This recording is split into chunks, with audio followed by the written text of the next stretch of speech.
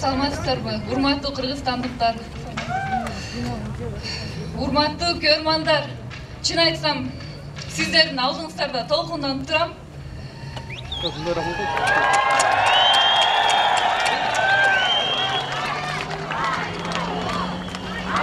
İçine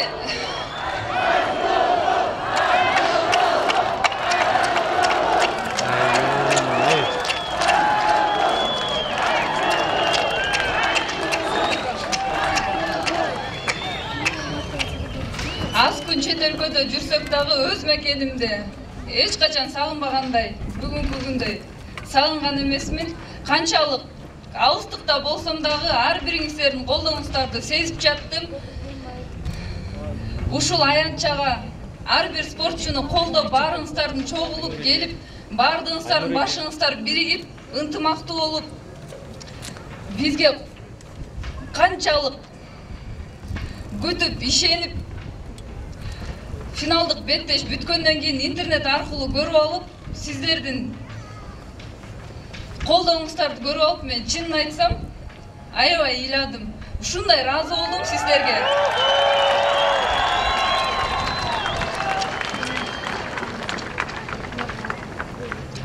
Ушул күмүш медалдын баасын утулуп калгандан кийин сезген эмесмин. Сиздердин колдооңуздарды көрүп мен кайтадан өзүмдүн маңдай жүзүмө күлкү, маанайым ачылды. Ушул менин бүгүнкү маанайымды сиздер тартууладыңыздар. Сиздерге чоң ыраазычылык билдирем.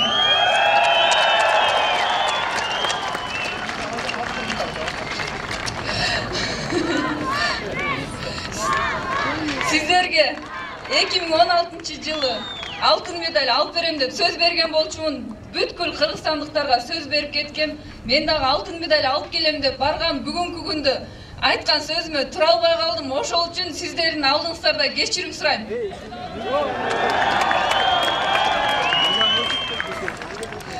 Буйруса, биздин жашообуз өзү күрөш токтогон жок. Ар бириңиздерге терең ыраазычылык билдирем. Бардыңыздарга чоң рахмат. Таазим сиздерге. Чоң рахмат. Урматтуу Айсулуу кызыбызга дагы биз терең ыраазычылык билдиребиз.